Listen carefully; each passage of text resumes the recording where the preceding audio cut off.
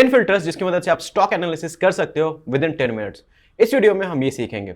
तो अगर आप स्टॉक एनालिसिस करना चाहते हो तो आपको बैलेंस शीट पढ़ना, कैश फ्लो स्टेट पढ़ना या फिर बहुत ही ज्यादा अकाउंटिंग की नॉलेज की जरूरत नहीं है। आप सिंपल फाइनेंशियल रेशियोज और फाइनेंशियल फिल्टर की मदद से भी स्टॉक एनालिसिस कर सकते हो। तो इस वीडियो में हम एक्जैक्टली यही समझेंगे और हम ये इस वीडियो को बहुत ही short, crisp and to the point रखेंगे। तो चलिए इस वीडियो को सब स्टार्ट करते हैं। इस वीडियो में हम ट्रेडमेंस पोर्टल की यूज करेंगे फॉर एनालिसिस पर्पस। आप कोई भी फाइनेंशियल एनालिसिस वेबसाइट यूज कर सकते हो, पर ट्रेडमेंस पे आपको स्टॉक से रिलेटेड सारी फाइनेंशियल रेशियोज, फाइनेंशियल स्टेटमेंट सब कुछ फ्रीली अवेलेबल मिल जाती है। तो चलिए स्टार्ट करते हैं। तो सबसे पहला फिल्टर जो आपको पता होना चाहिए वो होता है market cap. So market cap से पता चल जाएगा कि ये कंपनी कितनी बड़ी है। यहाँ पे अगर कंपनी की market cap more than 25,000 crore है तो it's a large cap company. 8,000 से 25,000 करोड़ के बीच में हम मिड कैप कंपनी बोल सकते हैं, और कंपनी जो 8,000 करोड़ से छोटी है उसे हम स्मॉल कैप कहते हैं। तो जनरली आप सेफ्टी की तरफ जाते हो तो आपको लार्जर मार्केट कैप सेलेक्ट करना है, और मैं जनरली ऐसी कंपनी सेलेक्ट करता हूं जिसकी मार्केट कैप एटलीस्ट 1,000 करोड़ से ज्यादा है। तो यहाँ आप देख सकते हो कि एशियन पेंट्स की मार्केट कैप बहुत ही ज्यादा है, 2.72 लाख करोड़ है। तो ये आपके फिल्टर को मैच कर जाती है। सिमिलरली आप जब भी इन्वेस्ट कर रहे हो आपको चेक कर लेना कि आप लार्ज कैप, मिड कैप या स्मॉल कैप कंपनी में इन्वेस्ट कर रहे हो। सेकंड फिल्टर जो आपको देखना है वो है पी रेशियो। पी रेशियो बता रहा है प्राइस टू अर्निंग्स रेशियो, मतलब ₹1 के अर्निंग के लिए इन्वेस्टर्स, ट्रेडर्स इसमें कितना पैसा लगाने को रेडी है। अगर ये 50 के पीई पे चल रहा है, मतलब अगर ये कंपनी ₹1 की अर्निंग्स बना रही है तो इसकी प्राइस 50 टाइम्स चल रही है। इन जनरल आपको ऐसी कंपनीज ढूंढनी है जिसकी price to earnings ratio lower होती है, मतलब कम होती है। तो यहाँ पे आपको देखना है companies with smaller P ratio 20, 25, 15 या फिर उससे भी कम, वो उससे पता चलता है कि कंपनी अंडर वैल्यूड है। But again that's an absolute term, हमें एब्सोल्यूट नहीं जाना है। यहां पे आप क्या कर सकते हो, हिस्टोरिकल चेक कर सकते हो कि पहले इस कंपनी की पीई कितनी चल रही थी और अभी कितनी चल रही है। अगर अभी की पीई हिस्टोरिकल पीई से कम है, मतलब अभी करंटली अंडर वैल्यूड हो सकती है। या फिर आप इसे इंडस्ट्री के पीई एवरेज से भी कंपेयर कर सकते हो कि अगर इस इंडस्ट्री में 10 कंपनी और सबका एवरेज पीई 65 चल रहा है, मतलब 65 चल रहा है, और एशियन पेंट्स की पीई 50 है, तो it means it can be undervalued compare to अगर इंडस्ट्री एवरेज 25 चल रही है और इस कंपनी का 50 पीई है तो वो ओवर वैल्यू हो सकता है। अगर आपको हिस्टोरिकल पीई रेशियो देखना है तो आप नीचे इंपॉर्टेंट रेशियोज में जा सकते हो और यहाँ पे आपको वैल्यूएशन में पीई रेशियो मिल जाता है। तो यहाँ आप देख सकते हो कि हिस्टोरिकली एशियन पेंट्स की पी रेशियो बहुत ज्यादा थी, 66, 59, 77, 97 एंड लास्ट ईयर भी 64.51 थी। करंटली 2024 ये थोड़ा लोअर चल रहा है compare to its historical P ratio. Third financial filter जो आपको चेक करना है उसे कहते हैं return on equity, ROE. ROE आपको ये बताता है कि कंपनी कितनी प्रॉफिट्स बना रही है compare to its shareholder equity. And in general as a thumb rule आपको ऐसी कंपनी सेलेक्ट करनी है जिसकी ROE for the last 3 year is more than 15%। अगर आप 20% से ज्यादा सेलेक्ट करते हो तो इट्स मोर बेटर। इससे पता चलता है कि कंपनी ने जो पैसे लिए उसको बहुत अच्छे से यूज कर रही है और भी ज्यादा प्रॉफिट बना रही है। तो यहाँ आप देख सकते हो कि आरओई एशियन पेंट्स की 30.57 चल रही है करंटली। अगर आप चाहो तो इसके हिस्टोरिकल आरओई को भी देख सकते हो। उसके लिए आपको अगेन नीचे जाना है, यहाँ पे हम चेक कर लेते हैं तो इसके हिस्टोरिकल आरओई को। हिस्टोरिकली भी अगर आप इसके आरओई को देखोगे तो इसने हमेशा 20+ मेंटेन किया हुआ है। 2019 में 24%, then 28.3%, again all these years are more than 20%, और करंटली तो 30 पे चल रहा है, which is very good and more than what it has historically achieved. चलिए फोर्थ फिल्टर के बारे में बात करते हैं। फोर्थ फिल्टर होता है रिटर्न ऑन असेट्स, मतलब कंपनी कितना रिटर्न बना रहा है compare to the assets it has got. अब जैसे जैसे कंपनी ज्यादा रिटर्न्स बनाती है, मतलब अगर कंपनी के पास एक प्लांट है और उससे अगर 100 करोड़ बना रही है, तो अगर उसके पास 2 प्लांट है और उसमें अगर 200 बना लेती है 200 crore, then it means it's achieving good. On the other hand अगर सेम प्लांट, सेम एसेट्स के साथ कोई कंपनी लेस रिटर्न्स बना रही है तो it may be under performing. Again जब आप आरओए देखते हो तो आपको ये देखना है कि इस कंपनी की करंटली आरओए क्या चल रही है और 3 इयर्स एवरेज क्या है। ऐसी कंपनी जिसकी ROA for 3 years more than 12% is good, 15% and above is better. तो यहाँ पे भी आपको हायर आरओए पे जाना है। यहाँ आप देख सकते हो अगेन एशियन पेंट्स की आरओए 15% से ज्यादा ही चल रही है हिस्टोरिकली। तो आपको ऐसे ही कंपनीज को सेलेक्ट करना है जिसकी आरओए हाई चल रही है, बेटर चल रही है। Let's move forward to the fifth filter, इसे कहते हैं डेब्ट टू इक्विटी रेशियो। तो अगर आपको चेक करना है कि कंपनी में कितना डेब्ट है तो आप यहाँ पे डेब्ट टू इक्विटी रेशियो देख सकते हो। और एज अ थंब रूल आपको हमेशा ऐसी कंपनीज में इन्वेस्ट करना है जिसमें डेब्ट to equity ratio less than 0.5 है। And in the best case scenario आपको अगर ऐसी कंपनीज मिलती है जहां पे डेब्ट टू इक्विटी रेशियो ऑलमोस्ट 0 है तो वो तो बहुत ही अच्छी कंडीशन है, क्योंकि ये दैट कंपनी इज प्रैक्टिकली डेप्ट फ्री। तो यहां पे भी आपको कंपनीज ढूंढनी है जिसकी डेप्ट टू इक्विटी बहुत ही कम चल रही है और या फिर उसकी डेप्ट टू इक्विटी डिक्लाइन कर रही है, मतलब पहले उसकी 1 थी और धीरे धीरे गिरते हुए 0.7, 0.5, 0.25 पे आ रही है। इससे भी पता चलता है कि कंपनी अपनी डेप्ट को धीरे धीरे रिड्यूस कर रही है। तो उसे देखने के लिए हम यहाँ पे नीचे जा सकते हैं लिक्विडिटी में और यहाँ हम डेप्ट टू इक्विटी रेशियो देख सकते हैं। आप देख सकते हो कि एशियन पेंट्स की डेप्ट टू इक्विटी बहुत ही कम है, 0.1% या 0.12%, and that is a very good ratio whenever you are selecting stock for stock analysis. चलिए अब नेक्स्ट रेशियो के बारे में डिस्कस करते हैं, सिक्स्थ रेशियो जिसे बोलते हैं हम current ratio.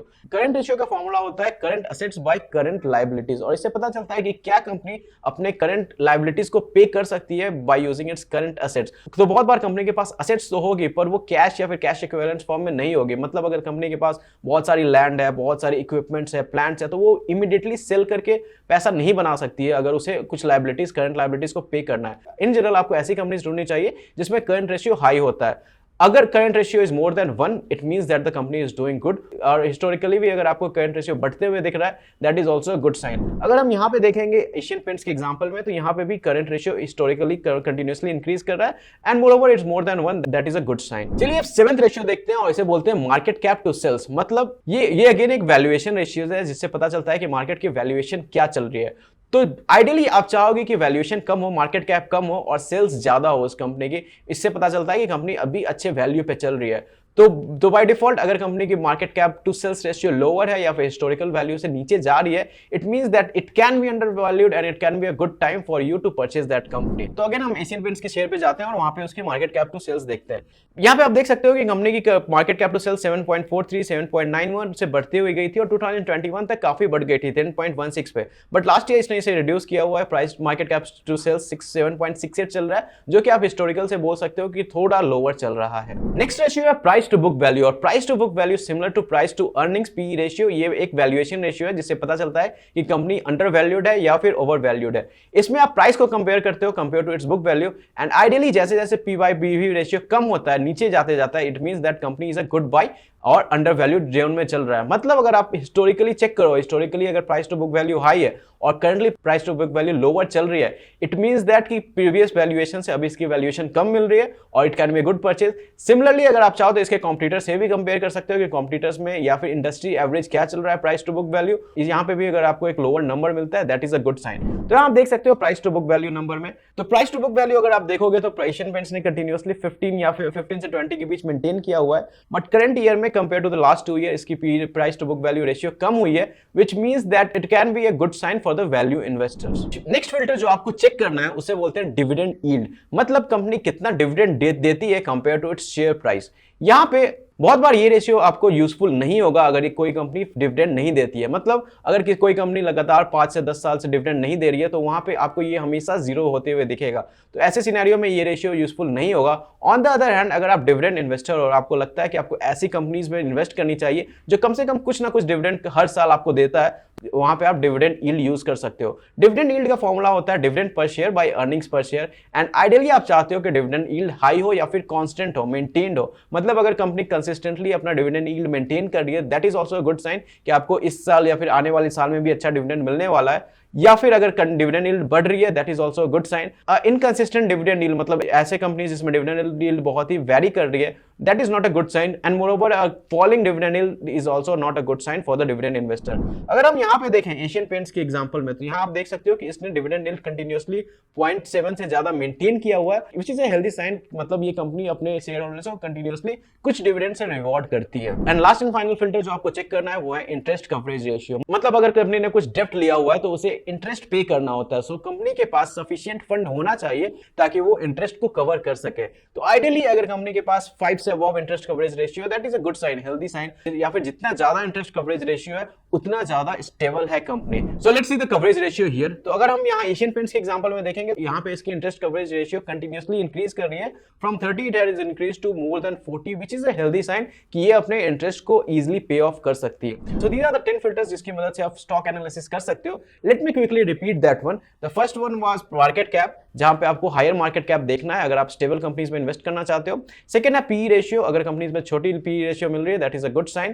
Third was ROE and fourth was ROA, return on equity and return on assets. Both of them should be higher. 12 या 15% से higher for the last 3 year is a good sign for investing. Fifth was डेब्ट to equity ratio, अगर ideally आपको डेब्ट to equity ratio less than 0.5 होना चाहिए and in best case scenario it can B near to 0। Sixth is current ratio, current ratio आपको ideally more than 1 होनी चाहिए for the last 3 years. Seventh is market cap to sales ratio, it is again a valuation ratio और ये आपको reduce होते हुए दिखना चाहिए या कम होते होना चाहिए compare to its historical prices. Eighth is price to book value, price to book value should again be lower compare to its historical prices. Ninth is dividend yield, a stable dividend yield और increasing dividend yield for the last 3 years is a good sign for the dividend independent investors. And 10th and final is interest coverage ratio. A company with more than 5 interest coverage ratio या फिर higher interest coverage ratio is good for investing.